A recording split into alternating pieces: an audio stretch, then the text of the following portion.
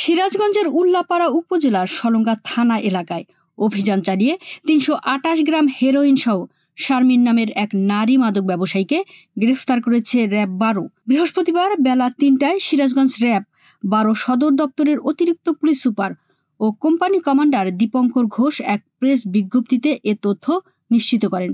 তিনি জানান, বৃহস্পতিবার রাত ১:২টার দিকে রাজশাহী হতে ঢাকাগামী মহাসড়কের সলঙ্গা থানার ন্যাশনাল ফুড ভিলেজ রেস্টুরেন্টের সামনে মাদক বিরোধী অভিযান চলাকালে তাকে আটক করা হয়। এ সময় তার কাছ থেকে ৩২৮ গ্রাম হেরোইন, মাদক বিক্রয়ের কাজে ব্যবহৃত দুটি মোবাইল ফোন এবং নগদ ১০,০০০ টাকা জব্দ করা হয়।